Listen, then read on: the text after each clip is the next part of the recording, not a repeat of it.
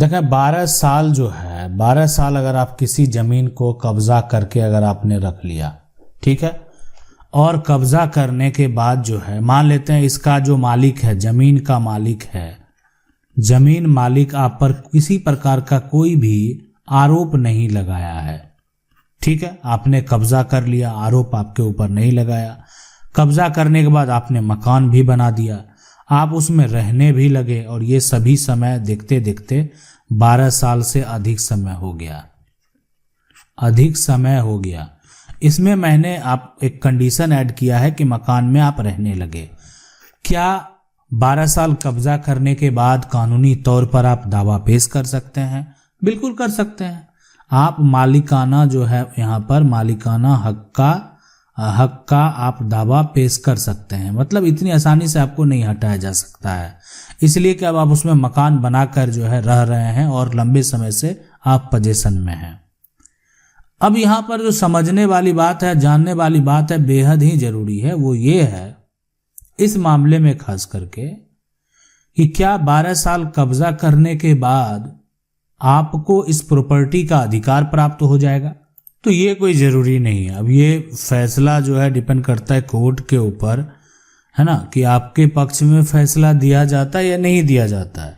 लेकिन आपको एक अधिकार जरूर दिया गया, और वो अधिकार ये है कि आप जो है, आप कानूनी तौर पर अपना दावा पेश करने के लिए, मालिकाना यहाँ पर जो है हक प्राप्त करने के लिए आप जो है दावा कर सकते हैं।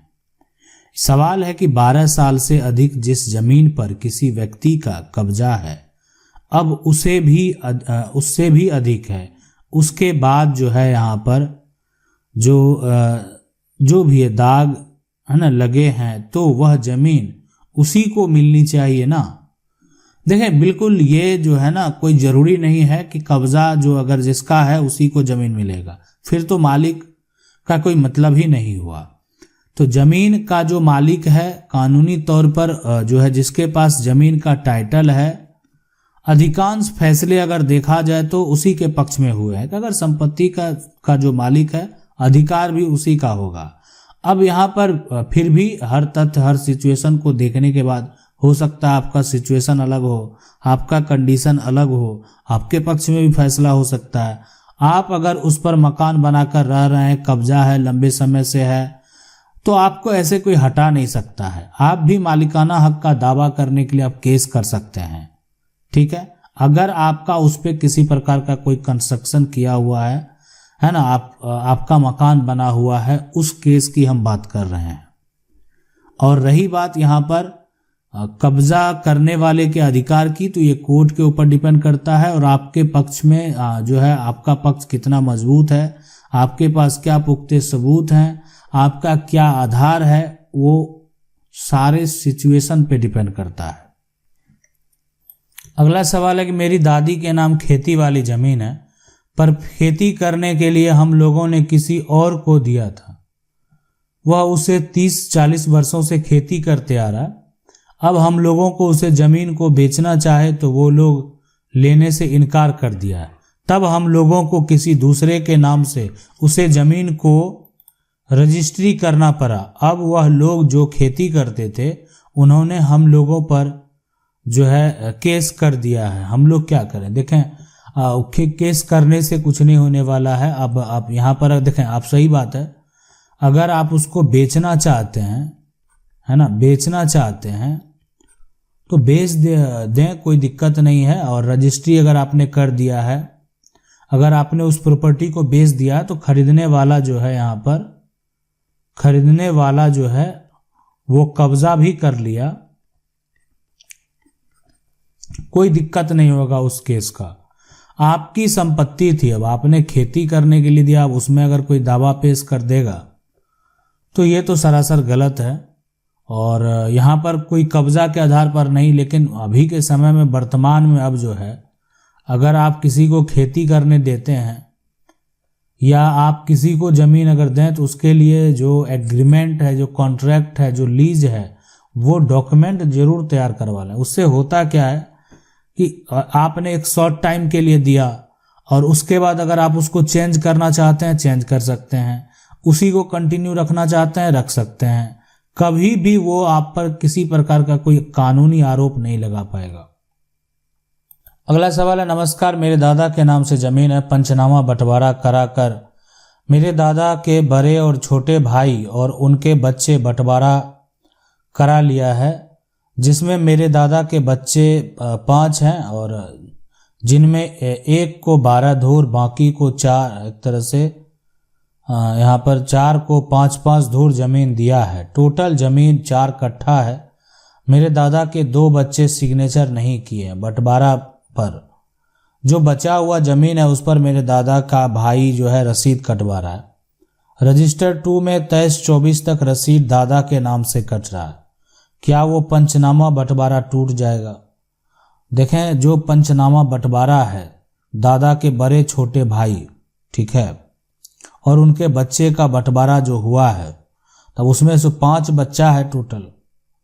अब 5 बच्चे में से जो है मतलब एक को जो 12 धूर है और बाकी 4 को जो है 5-5 धूर जमीन दिया है, तो उसमें जो दादा के 2 बच्चे सिग्नेचर नहीं किए हैं, तो 2 नहीं अगर किए हैं 3 कर दिए हैं, तो ये भी एक सपोर्टिव है। अगर इसमें मान लेते हैं 2 करता और 3 नहीं करता, तब तो ये मतलब ही नहीं बनता।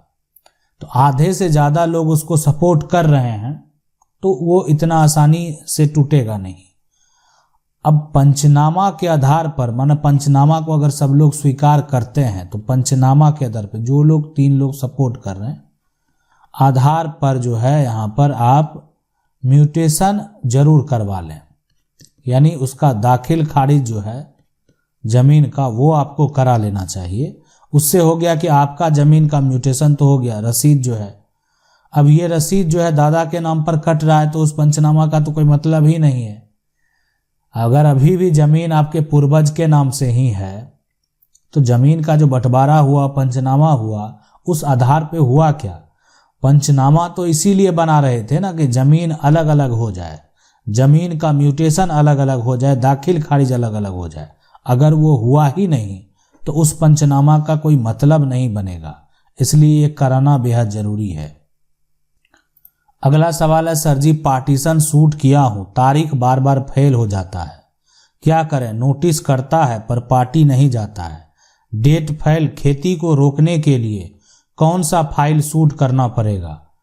देखें, यहाँ पर जो है सबसे पहली बात यह है कि क्या करें, नोटिस करता है पर पार्टी नहीं जाता। सबसे पहले जो है नोटिस जो है, यहाँ पर नोटिस प्राप्त किया कि नहीं किया, केस जो है अगर वो खुल चुका है, केस का प्रक्रिया जो है यहाँ पर है ना, अगर वो चालू हो चुका है, तो उसके बाद अगर आप चाहें उस पर स्टे लेने के लिए, तो अपने वकील से आप बात कर सकते हैं कि जिस जमीन का हम बंटवारा की बात कर रहे हैं उस पर स्टे की बात है, जिस पर आपको कानूनी अधिकार नहीं दिया गया है। लेकिन अगर मान लेते हैं पार्टी नहीं जाता है, तो क्या दिक्कत है? कोई दिक्कत नहीं है, नहीं जाए। आप अपने वकील से जो है, अगर बार बार वो नहीं जाएगा, समय से वो नहीं पहुंचेगा, तो अगर वो केस में इंटरेस्ट नहीं दिखाएगा, तो आपके पक्ष में फैसला हो जाएगा। अगर सामने वाला पार्टी जो है अगर वो एक्टिव नहीं है, सपोर्ट करने को तैयार नहीं है, तो क्या दिक्कत है? एक पक्षीय फैसला होगा, उसमें आपको फायदा है। सवाल है कि सर, मेरे फादर के नाम से 1986 से जमीन है पर दाखिल खारिज नहीं है, दूसरा एक दबंग ने कब्जा कर लिया है, इसके लिए यहाँ पर जो है सुझाव दीजिए। देखें, सबसे बड़ी बात है, मान लेते हैं ये जमीन का जो टुकड़ा है, अब ये 1986 से आपके पास है, तो हो सकता है जमीन आपके पिता ये खरीदे होंगे, तो जमीन का जो है 1986 से है, तो जमीन का रजिस्ट्री भी हुआ होगा। तो रजिस्ट्री अगर हुआ है तब आपको दाखिल खारिज करा लेना चाहिए, प्रयास करना चाहिए कि दाखिल खारिज जो है करा लें उसका। लेकिन अगर दबंग ने कब्जा कर लिया, कोई कब्जा कर लिया है, तो जमीन का अगर मान लेते हैं कि दाखिल खारिज नहीं भी है, रजिस्ट्री है, या अगर खतियानी जमीन है तो खतियान है, अगर आपके पास वसीयत है, जो जिस आधार पर आपका दावा था उसी आधार पर जो है आप उस व्यक्ति के खिलाफ जिसको आप बता रहे कब्जा कर लिया है उसके ऊपर आपको केस फाइल करना, उसको नोटिस करना है। उसको भी कोर्ट में जो है जवाब तो देना पड़ेगा कि वो किस आधार पर पोजीशन में है, किस आधार पर संपत्ति को कब्जा किया हुआ है। क्या संपत्ति का वो मालिक है? मालिक नहीं है तो फिर कब्जा कैसे कर लिया? जब दूसरा मालिक है और वो दावा कर रहा है तो वो क्यों संपत्ति को कब्जा किए हुए है? क्या संपत्ति पर वो खेती जो है कर रहा था कि संपत्ति पर जो है अगर कोई मकान बना कर रह रहा था? जो भी है और जो भी आपका नुकसान हो गया है उसके लिए भी आप दावा पेश कर सकते हैं। आशा करते हैं वीडियो अच्छा लगा होगा। वीडियो को लाइक जरूर कर दें। चैनल को पहली बार देख रहे हैं सब्सक्राइब करके जो बेल आइकन है उसको जरूर दबा लें। मिलते हैं अगले वीडियो में, तब तक के लिए जय हिंद।